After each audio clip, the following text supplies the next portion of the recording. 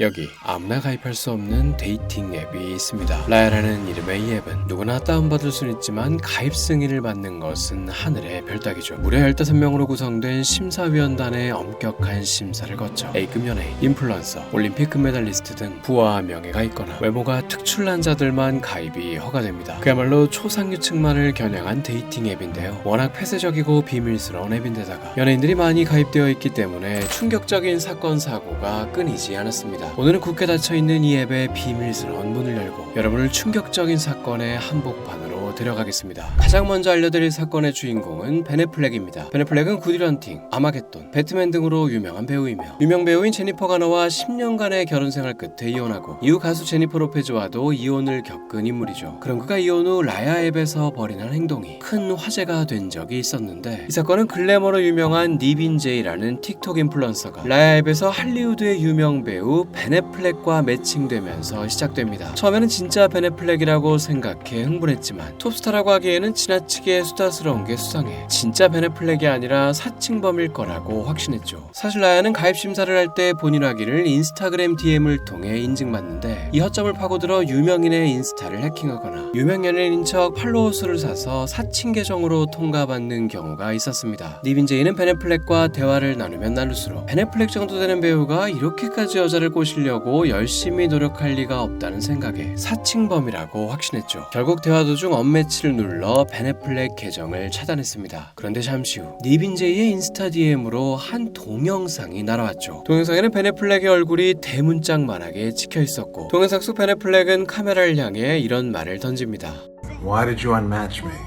It's me. 벤 애플렉이 사칭이 아니라는 걸 증명하기 위해 직접 셀카까지 찍어서 보낸 것인데, 니빈은 이 동영상을 자신의 인스타에 올려버립니다. 미안해요 벤이라는 자막과 함께 말이죠. 이 영상은 엄청난 화제가 되며 5시간 만에 조회수 100만을 넘어섰고, 니빈의 틱톡 방문자 수도 급증하기 시작했습니다. 댓글에선 내가 이런 영상을 벤 애플렉으로부터 받았다면 정말 황홀했을 거야 라는 댓글이 많은 좋아요를 받았는데, 이에 대해 니빈은 직접 답글을 달아 맞아 정말로 황홀했어 라고 답했죠. 어쨌든 왜 차단을 했냐고 애원하는 듯한 벤 애플렉의 영상은 온라인에 박제되며, 벤 애플렉은 본의 아니게 소개팅 앱 라야의 존재를 대중들에게 알리는 홍보대사가 돼버렸습니다. 이 사건 이후 자기들도 벤 애플렉과 매칭되고 싶다며 라야 앱에 대한 가입 신청이 급증하기 시작했으니까요. 한편 벤의 영상이 유명해지자 니빈을 비난하는 이들도 있었습니다. 사적인 1대1 메시지를 온라인에 박제하는 건 너무한 것 아니었냐며 벤에게 사과를 하라고 요구했죠. 이에 대해 니빈은 절대 벤을 조롱하려던 의도가 아니었다며 진짜 벤을 못 알아봤었다는 것에 대해 나 스스로를 놀리려던 것이라고 해명했습니다. 그런데 해명을 한 것 치고는 이후 니빈의 행보가 그닥 지지를 받지 못했던 게, 한 팟캐스트 방송에 나간 그녀는 벤 애플렉에 대한 뜻하지 않은 추가 폭로를 이어가며 벤 애플렉을 더욱 웃음거리로 만들었습니다. 벤 애플렉이 셀카 영상을 보내줬음에도 여전히 진짜임을 믿지 못했던 그녀는 벤 애플렉에게 옷을 갈아입어보라고 시키거나 좋아하는 채소에 대해 말하는 영상을 찍어 보내라는 등 딥페이크나 사칭이 아님을 계속 확인하려 했었는데, 그럼에도 벤 애플렉은 하루 종일 니빈이 원하는 모든 동영상을 찍어서 보내주었다고 합니다. 어쨌든 벤 애플렉이 확실하다는 걸 믿게 된 니빈은 그와 전화통화도 하는 사이까지 되었지만, 시간이 흐르며 점차 흐지부지해지더니 결국에는 연락이 끊겼다고 합니다. 니빈은 회원 간의 1대1 대화를 외부에 누설했다는 이유로 라야 앱 측으로부터 영구 정지를 당했습니다. 라야 앱은 프라이버시를 매우 중요하게 여겨 회원 간의 대화를 한 줄이라도 유출시키거나 심지어 회원의 프로필 페이지만 유출시키더라도 영구 정지를 시킵니다. 어쨌든 이 사건으로 전 세계적으로 망신을 당하긴 했지만 벤 애플렉은 여전히 라야에서 활동하고 있다는데요. 지난 3월 코미디언 니키 글레이저가 라야에서 벤의 프로필이 뜨는 걸 여러 번 봤지만 단 한 번도 매칭되지 않았다는 폭로를 해 여전히 활동 중임이 알려지게 되었죠. 이번에는 얼마 전 고인이 된 매튜 페리의 이야기인데요. 프렌즈로 전 세계적인 사랑을 받았던 매튜 페리 역시 사망 얼마 전까지도 라야 앱에서 활동했습니다. 어느 날 틱톡 인플루언서인 케이트 헤럴스는 라야에서 매튜 페리와 연결됐습니다. 앱에서 대화를 나누던 이둘은 영상통화까지 하게 됐는데, 영상통화를 끝마친 케이트는 돌연 자신의 틱톡에 매튜와의 영상통화 일부를 그대로 올려버립니다. 영상 속 매튜는 침대에 누운 채 팔로 머리를 괴고 있었고, 두 사람은 20가지 질문 게임을 하는 모습이었죠. 20가지 질문 게임이란 서로에게 20개의 질문을 할 수 있는 게임인데, 대답은 반드시 예 아니오로만 답해야 합니다. 매튜는 처음에는 꽤나 무난한 평소에 머리를 그렇게 자주 만지니? 내가 너희 아빠 또래가 맞니? 와 같은 질문들을 던지더니 후반부에 이르러는 코로나 검사 받고 우리 집에 올래? 와 같이 직접 만남을 제안하는 듯한 질문도 던졌죠. 이 영상은 언론사에서도 보도될 정도로 순식간에 퍼져나가며 관련 해시태그 영상들의 누적 조회수만 1억 회를 넘겼습니다. 영상이 촬영된 시점 기준으로 케이트의 나이는 19살, 매튜는 51살이었는데 미국에서 18살만 넘어도 미성년자는 아니긴 하지만 어쨌든 매튜에게는 10대와 매칭된 중년 배우라는 불명예스러운 타이틀이 붙었죠. 매튜 못지않게 케이트 역시도 꽤 큰 비난을 받았는데 매튜와의 개인적인 대화를 공개해 유명세를 끌려는 건 아니냐는 것이었습니다. 논란이 커지자 케이트는 영상 공개가 잘한 일은 아니라는 걸 안다면서도 할리우드 남성들이 어린 여성들과 얼마나 쉽게 대화하고 접근하는지를 알리고 싶었다고 밝혔죠. 어쨌든 케이트는 회원 간의 대화를 공개했다는 점에서 바로 라야 측으로부터 영구 정지를 당했습니다. 이에 대해 케이트는 라야에서 쫓겨날 줄 예상했다라며 어차피 앱을 더 이상 거의 사용하지 않아 개의치 않는다고 말했습니다. 이 사건이 터졌을 당시 매튜는 약혼자였던 몰리 허이츠와 결혼을 보류하고 서로 생각할 시간을 갖자며 잠시 헤어졌던 시기였는데 이 사건이 터진 후 몇 주 만에 완전히 결별했음을 발표했죠. 타이밍상 아마도 결별에 이 사건도 영향을 미쳤으리라 여겨지고 있습니다. 이 사건 이후 매튜는 더 이상 연애를 하지 않은 것으로 알려졌고 이로부터 약 2년 만에 우리가 아는 그 비극적인 불법 약물 과다 복용으로 인해 자택 욕조에서 숨진 채 발견됐죠. 이번에는 무려 50명의 여성과 문어발을 걸치다 딱 걸린 전설의 50다리 문어 사건의 주인공 배우 존 쿠삭입니다. 존 쿠삭은 고립 영화 아이덴티티, 지난 영화 2012 등으로 꽤 인지도가 있어서 앱을 이용하는 여성들 사이에서 꽤 인기가 많았는데 라야를 통해 교제할 여성을 찾고 있던 그가 어느 날 잘못된 클릭 딱 한 번으로 인해 생각지도 못한 사건을 터뜨리고 말았죠. 스마트폰 조작에 미숙했던 그가 라야를 통해 연락을 주고받은 여성들을 한 카테고리로 묶어서 저장한다던 것이 그만 조작 실수로 매칭된 여성 50여 명을 단톡방에 초대해버렸습니다. 이 순간 존 쿠삭과 둘만의 애틋한 관계를 맺고 있었다고 생각한 50여 명의 여자들은 불과 1분 만에 이 단톡방이 어떤 사람들이 모인 것인지를 파악하게 되었죠. 단톡방 안은 여자들의 충격과 분노 그리고 민망함으로 가득 찼습니다. 여성들은 자기들끼리 존 쿠삭을 주제로 열렬히 수다를 떨었죠. 설마 난교를 주최하려던 것인가? 혼자서 우리 50명이나 상대하려니 바쁘겠네 등 조롱이 이어졌죠. 당한 존 쿠삭은 내 계정이 해킹당한 것 같다고 해명하며 허겁지겁 단톡방을 나갔습니다. 하지만 이 단톡방은 이미 캡처되어 삽시간에 온라인을 떠돌았고 라야 역사상 최악의 재앙이라는 타이틀이 붙게 됐죠. 일부 커뮤니티에서는 이 사건을 밈으로 제가고 가기도 했습니다. 사건의 충격이 컸던 것인지 이날 이후 존 쿠삭은 라야는 물론 어떤 데이팅 앱에서도 모습을 드러내지 않고 있다고 합니다. 다음 이야기의 주인공은 바로 이 사람, 기묘한 이야기의 우직한 아빠이자 마블 영화들의 레드 가디언으로 유명한 배우 데이비드 하버입니다. 데이비드 하버는 영국의 유명 가수인 릴리 앨런과 라야 앱을 통해 만나 결혼까지 꼬리냈는데 여기까지만 보면 남녀가 데이팅 앱으로 만난 게 뭐가 문제냐 알 수 있겠지만 문제는 결혼 이후에 제대로 터지고 말았죠. 바로 결혼한 지 4년 만에 릴리 앨런이 라야에 가입된 친구로부터 데이비드가 라야에서 여전히 활동 중이라는 정보를 듣게 된 것입니다. 안 그래도 릴리 앨런은 최근 들어 남편의 행동에서 바람을 의심하고 있었는데 이에 확실한 전말을 밝혀내고자 릴리는 남편을 만난 후 탈퇴했었던 라야에 다시 가입했죠. 그리고 이곳에서 정말로 남편이 최근까지도 열심히 활동 중인 것을 발견합니다. 남편의 소개 페이지에는 사실은 방구석 너드이지만 TV에선 터프가이를 연기하는 사람이라고 쓰여 있었고 최근 위치 업데이트나 사진을 바꾼 흔적이 있는 등 최근까지도 이 앱에서 활동하고 있음이 확실해 보였죠. 데이비드는 릴리가 결혼 이후 이 앱을 삭제한 걸 알았기에 아마도 릴리가 굳이 이 앱에 다시 들어와서 자신이 활동하고 있는 걸 볼 일이 없을 거라 생각했을 것입니다. 릴리는 확실한 물증까지 확보하기 위해 그야말로 탐정처럼 대대적인 수사를 벌이기 시작하는데 일단 자신의 프로필 세팅을 양성애자로 설정해 자신의 여자들의 프로필도 볼 수 있도록 설정을 바꿨습니다. 그리고는 여성들의 이름을 하나하나씩 데이비드의 인스타 팔로워 목록과 대조해보는 엄청난 노가다를 시작했죠. 그리고 여러 날에 걸친 대조 끝에 데이비드와 마팔을 하는 데다가 라야 앱까지 가입돼 있던 나탈리 티펫이라는 의상 디자이너가 의심스러웠습니다. 그리고 결국에는 이 여자가 남편의 불륜 상대가 맞다는 결정적 증거를 확보했죠. 여자에게 직접 연락해 추궁을 하자 여자는 뜻밖의 이야기를 꺼냈습니다. 데이비드가 자신에겐 아내 허락을 받고 데이팅 앱을 하고 있는 것이라고 말해왔다며 자신은 데이비드가 오픈 메리지, 즉 배우자의 외도를 서로 인정해주는 개방적인 결혼 생활을 하는 줄 알았다고 말했죠. 이에 제대로 뚜껑이 열려버린 릴리는 남편에게 초대형 스케일의 복수를 감행합니다. 가수로서 공백기를 가진 지 무려 7년 만에 갑자기 새 앨범을 발표했는데 이 앨범 수록곡들의 노래 가사가 대다수가 남편의 불륜 행각을 폭로하는 내용이었죠. 심지어는 불륜녀에게 보내는 경고의 메시지도 있었습니다. 또 뮤직비디오는 어찌나 살벌한지 처음부터 끝까지 무표정으로 총을 들고 카메라를 향해 겨누는 장면만, 노래가 시작해서 끝날 때까지 반복 재생으로 나오고, 또 다른 뮤직비디오에서는 남편이라고 적힌 꽃장식을 쓰레기통에 처박는 장면만 반복 재생으로 나옵니다. 이 사건 이후 한 일간지에서는 나탈리에게 연락을 취해 당신 이야기가 앨런의 노래 가사에 사용된 것을 알고 있냐는 질문을 던졌습니다. 이에 나탈리는 알고 있다라며 지금은 이것에 대해 이야기하고 싶지 않다고 답했죠. 릴리 앨런과 데이비드 하버는 현재 이혼을 앞두고 별거 중이며, 이 사건 직후 라야 앱에 릴리의 프로필 소개란에는 같이 부부 심리 상담 다닐 사람을 찾습니다 라는 재치 있는 말이 적혀 있습니다. 데이팅 앱으로 만난 커플이 결국 데이팅 앱으로 인해 헤어지게 됐다는 점에서 참으로 씁쓸한 일이 아닐 수가 없죠. 오늘은 극소수만 가입할 수 있는 폐쇄적인 데이팅 앱 라야의 이야기를 들려드렸는데요. 아이러니하게도 그 폐쇄성이 스타들을 만날 수 있다는 홍보 포인트가 되어 지금 이 순간에도 수많은 사람들이 라야에 가입 신청을 하고 줄줄이 가입 거절을 당하고 있다고 합니다. 가입 승인율이 단 8%에 가입 심사대기자만 무려 250만 명이라고 합니다. 오늘의 영상이 흥미로우셨다면 좋아요와 구독 부탁드립니다.